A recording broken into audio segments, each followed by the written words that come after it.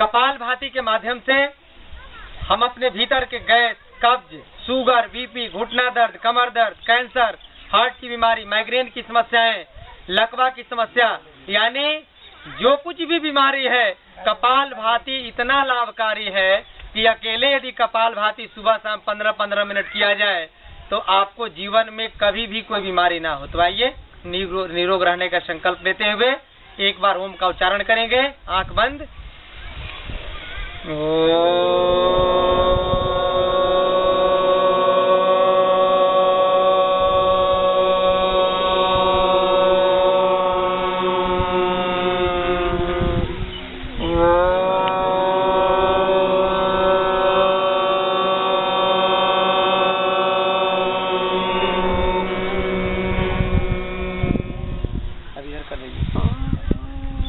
आँख खोल लीजिए। ओम का उच्चारण कर लेने से ना मन हल्का हल्का हो जाता है, इसलिए बीच बीच में ओम का उच्चारण करवाते रहते हैं। तो ओम का उच्चारण करने से तो 99% बीमारियां दूर हो रही हैं। ओम के उच्चारण करने से इतने लाभ मिल रहे हैं कि दुनिया के बड़े बड़े यूनिवर्सिटी आज ओम के लाभ जो मिल रहा है उस पर रिसर्च कर रहा है कि आखिर इससे लाभ क्यों मिल रहा है। ओम का उच्चारण करने से हमारे अंदर एक तरंग पैदा होता है, एक वाइब्रेशन पैदा होता है, और वो वाइब्रेशन, वो तरंग हमारे भीतर के सारे टॉक्सिन्स को, विजातीय तत्वों को धीरे धीरे बाहर निकाल देता है। तो आइए कपालभाति कैसे करना है, कपालभाति की विधि और कपालभाति कितने देर कब करेंगे और किन किन बीमारियों में नहीं करना है, सावधानी भी समय समझना है। तो सबसे पहले हम विधि सीखते हैं, उसके बाद सावधानी। तो सीधे बैठ जाइए। नाक से झटके से हवा को बाहर फेंकना है, जैसे हम लोग छींकते हैं।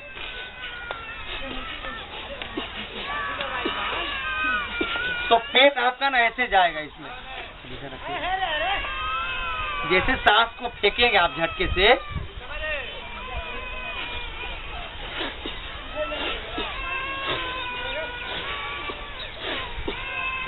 यानी जोर से हवा को बाहर फेंकेंगे नाक से।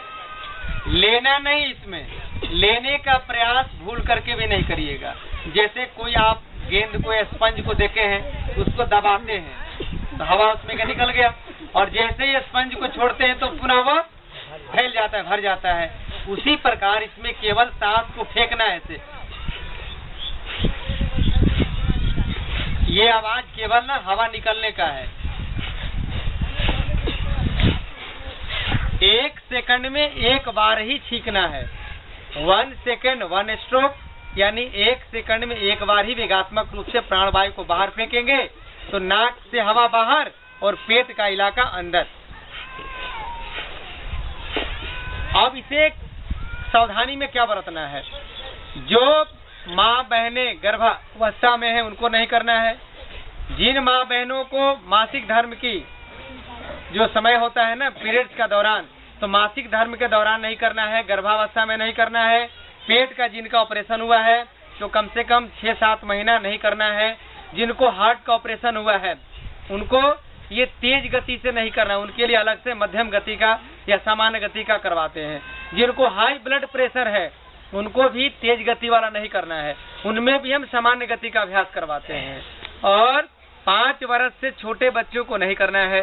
5 वर्ष से लेकर के 10 साल के बच्चों को 2 मिनट से 5 मिनट, और 5 साल से लेकर के मरते समय तक सभी को 5 मिनट से 15 मिनट, और जिनको कैंसर हो उनको आधा घंटा, 1 घंटा, 2 टाइम करवाते हैं। तो आइए इसका हम लोग अभ्यास करते हैं। सीधे बैठ जाइए। 1 मिनट आंख खोल के करिएगा और बाकी 4 मिनट आंख बंद करके करिएगा। सांस को फेंकिए जोर जोर से। कंधे को नहीं हिलाना है, शरीर के किसी भी अंग में कोई परिवर्तन नहीं, केवल नाक से हवा बाहर और पेट अंदर।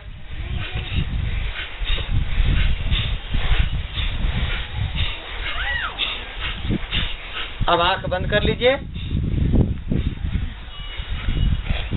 सबकी आंखें बंद हो, मन शांत हो, मेरुदंड बिल्कुल सीधा हो।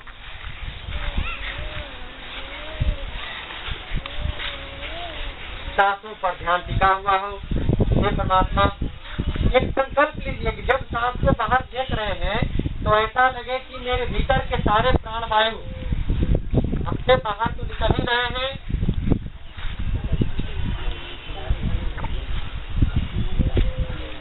करी जा बैठल बनी जा खाली नाक में भी जा आ पेट भीतर करी जा। आपने मन शांत। अब प्राण रूपी देवता की आराधना हम जीवन में आज पहली बार कर रहे हैं। सांस को झटके से फेंकते रहिए। जब हम माँ के कोख से पैदा होते हैं, माँ के पेट से जब हम जन्म लेते हैं, तो सबसे पहला अभ्यास हम लोग ये प्राणायाम का ही करते हैं, यानी भस्त्रिका प्राणायाम करके और सांस लेते छोड़ते हुए हम अपने हृदय को प्रारंभ कर देते हैं, फेफड़े को चालू कर देते हैं।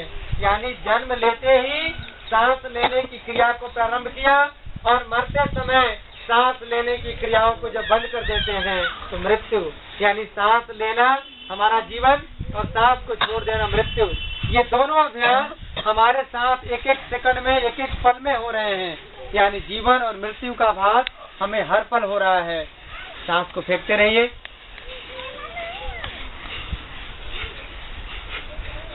पूरे वेगात्मक रूप से सांस फेंकिए। ऐसा अभ्यास करिए तो मन में संकल्प लिए कि जब सांस फेंक रहे हैं तो घुटना दर्द कम हो रहा है, ब्लड प्रेशर ठीक हो रहा है, हृदय की बीमारी ठीक हो रही है, लकवा की समस्याएं दूर हो रही हैं, गैस, घुटना दर्द, का गठिया से लेकर के तमाम बीमारियों को हम सांसों के साथ बाहर फेंक रहे हैं। और सांस जब स्वतः स्वयं अंदर आ रहा है तो ऐसा भाव दुनिया के मूल से शांति, समृद्धि, आरोग्य सब हमारे भीतर प्रवेश कर रहे हैं।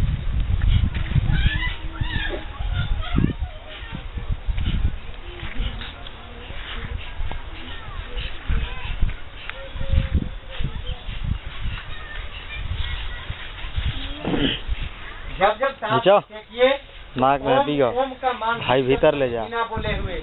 यानी जब सांस फेंकिए तो ओम ओम मन ही मन बोलिए। ओम ओम ओम ओम ओम ओम। आवाज नहीं निकालना है बेटा। सांस को फेंकते हुए केवल अजपा जप बिना बोले हुए मन ही मन ओम ओम ओम ओम। यह एक प्राणायाम मंत्र होता है। ओम भूः ओम भुवः। मेरे साथ बोलिए ओम भूः ओम भुवः ओम स्वः ओम महः ओम जनः ओम तपः ओम सत्यम। अब ऐसे करिए ओम ओम के साथ।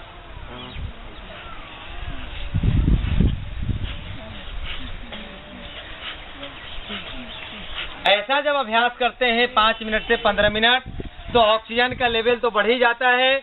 हमारे अंदर नस नाड़ियों की शुद्धि हो जाने से 72,72,10,201 नस नाड़ियां शुद्ध हो जाने से हमारे भीतर के सारे विकार हमसे दूर होने लगते हैं। और जिन कोशिकाओं से मिलकर के शरीर बना है उन कोशिकाओं को यह पुनर्जागृत कर देता है, पुनर्जीवित कर देता है। इसे कपाल भाती कहते हैं। कपाल यानी मुखमंडल।